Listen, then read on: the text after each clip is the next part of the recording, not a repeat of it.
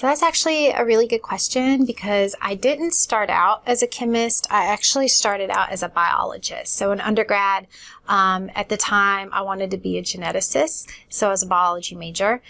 And as I continued taking classes in undergrad, I realized that I had more of a passion and curiosity about the inner processes of the cell. So how does the cell function the way that it does?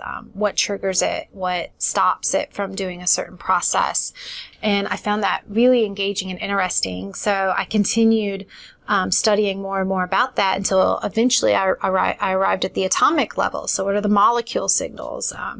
And why do molecules behave the way they do? And eventually I found that my chemistry courses were sort of feeding that curiosity a little better.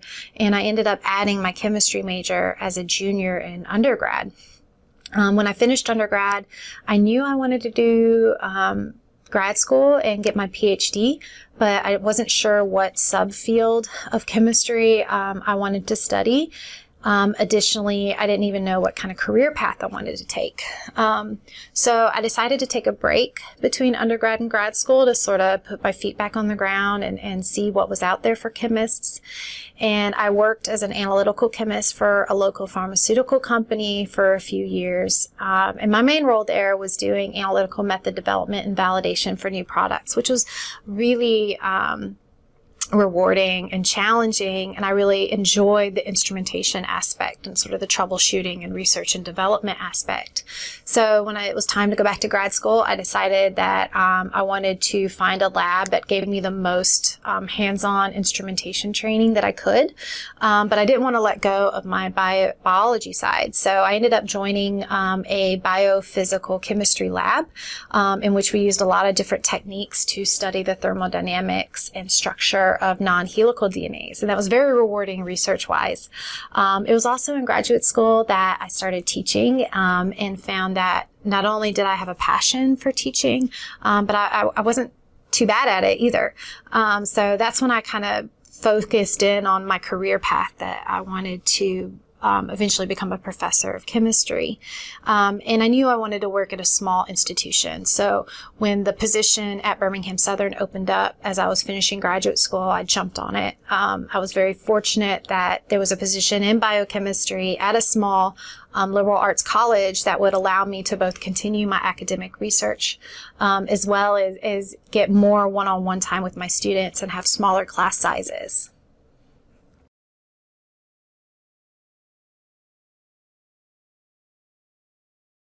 So by far, one of the most challenging aspects in my job as an assistant professor in chemistry is that we play a lot of different roles in our position. So not only do we have our teaching role, in which we're developing courses, developing activities and lesson plans and assessments, and continually researching and adapting our pedagogy to adapt to our changing students' needs. We're also still actively engaged in research. So I'm writing grants and writing papers and collaborating on projects and training and mentoring students in their own projects. I'm also an advisor, so I advise students all across the curriculum in order to make sure that they graduate on time and also that they meet all of their major requirements and get the courses that they need. And also be there as an ear for them when they're running into challenges. Additionally, we play administrative roles for the college. So often, we are asked to serve on committees. I've served on the assessment committee and the IRB committee, do a lot of planning committees and search committees. I also serve as our local section secretary for the American Chemical Society. So I'm constantly networking with chemists across central Alabama in order to help design events to help foster an enthusiasm for chemistry in our community and engage a younger generation of chemists within the ACS as well.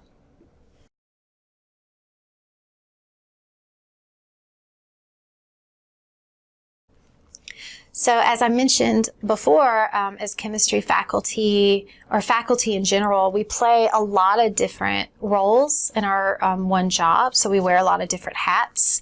And because of that, you have to have a large variety of skills and skill sets in order to effectively implement those roles. But I would say at the heart of all of the roles, and probably by far the most important skill that you need is being able to communicate effectively and adapt that communication for your audience. So knowing what your audience is and adapting what is the information you're trying to get across tailored toward that audience and their needs. So, if I'm delivering information to my undergraduate students in my biochemistry course, I would deliver that very differently than if I was delivering that information to colleagues at a professional conference who have a very precise skill set. So one of the best experiences that I had that helped foster the skill of communication was all through undergrad. I had to work full time. I had to pay my way through college. And I worked as a bartender and a server at a small restaurant. And my customers got to know me really well. And they would often ask me about my research, what it is I wanted to do, and my studies in undergrad. So it gave me a lot of opportunities to network, as well as a lot of opportunities to sort of share my joy and enthusiasm for chemistry and talk a little bit about my research to a wide range.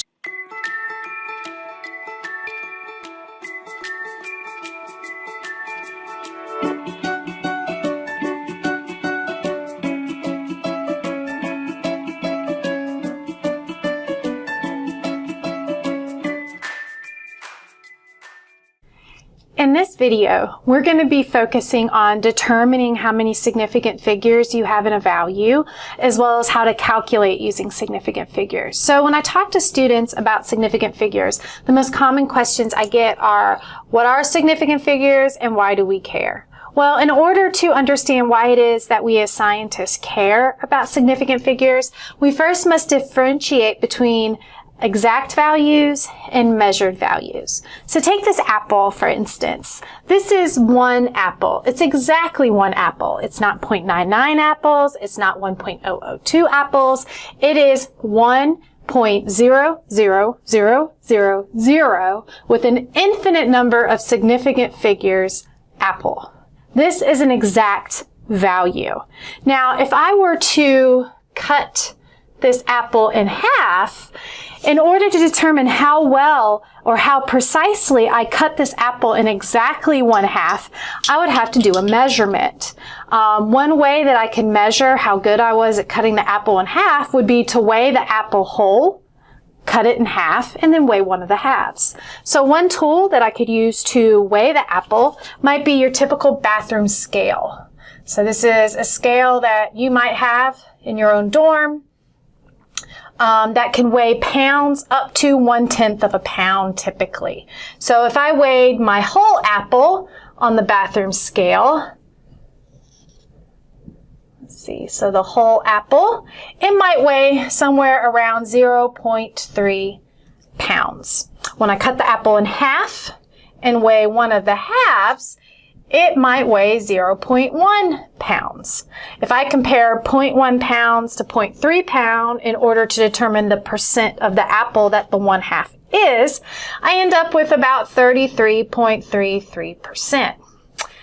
Doesn't seem I was very good at cutting that apple in half in terms of the bathroom scale values, is it? The bathroom gives us one sig fig with the 0.3, 0.1. Now, if I use an analytical balance that you might have in your Gen Chem lab, these can typically weigh grams up to the 100th of a gram. So when I weigh the whole apple, I might end up with a weight of 103.25 grams, giving me 5 significant figures. When I cut the apple in half and weigh one of the halves, I end up with 53.24 grams. Again, now I have 4 sig figs. When I compare 53.24 to 103.25, in order to get a percentage, I calculate that I have 50.69 of the apple. That's much closer to 1/2 of the apple as determined by the analytical balance than was the bathroom.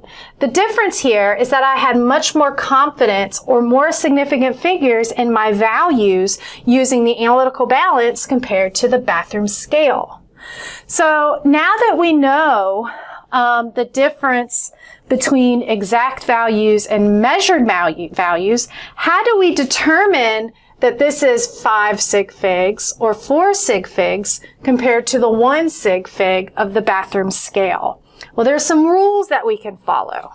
So to determine the number of significant figures a measured value has, you only need to follow these rules. First, all non-zero digits are significant. For instance, the value 1.234 grams has 1, 2, 3, 4 significant figures. Additionally, the value 1, 2, 3, 5 centimeters also has 4 significant figures. Rule number 2, all zeros between digits are significant. For instance, 102.3 grams has 4 significant figures, or 1.0056 milliliters has 1, 2, 3, 4, 5 significant figures. Another rule, all zeros before a non-zero digit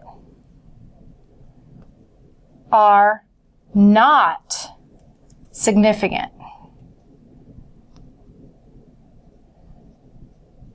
So for instance, 0.0006 milliliters has 1 significant figure, or the value 0.0123 centimeters has 1, 2, 3 significant figures. Again, these non-zeros and these zeros are not significant.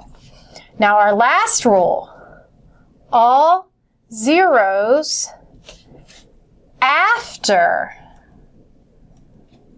a non-zero digit are significant. So for instance, 1,000 liters has 1, 2, 3, 4 significant figures. And 1.002 centimeters also has 4 significant figures. Okay, so now that you know these rules, let's practice. So in the following questions, I want you to tell me how many significant figures are in the given measured value. So now that we know how to determine the number of significant figures a given measured value has, how do we calculate with significant figures and determine how many significant figures our answer should have? Again, we have some simple rules that we can follow in order to help us determine this. 1, when adding or subtracting with measured values, the answer should have the same decimal place as the smallest decimal place value. So for instance, if we had 1.000 grams plus 0.2 grams plus 0.045 or 54 grams, right? The whole answer would be 1.254 grams. However, the 0.2 grams has the smallest decimal place. So we need to round our value to 1.2 grams, or if you round up, it would be 1.3 grams. Either way, we end up with two significant figures. Okay? When we are multiplying or dividing with measured values, then we use the value with the smallest number of sig figs. So in this case, we go by the sig figs, not the decimal place. So if we multiply 1.002 centimeters times 0.0005 centimeters, we end up with a value that's 0.000503 centimeters squared. Now, 1.002 centimeters has 1, 2, 3, 4 sig figs. This value only has 1 sig fig. So our answer, therefore, must be rounded to 1 sig fig, or 0.0005 centimeters squared. All right, so now let's practice a little bit with these numbers. I'll give you some questions that ask you to either add, divide, subtract, or multiply various measured values, and based on these rules and the rules in determining the number of significant figures, calculate the answer to the correct number of significant figures. So now that you have a better understanding of how to determine the number of significant figures a given measured value has, as well as how to calculate using significant figures, why don't you rewind and go back to my apple example and see if you can catch the mistake that I made earlier. Okay? Well, I hope you have a very significant day.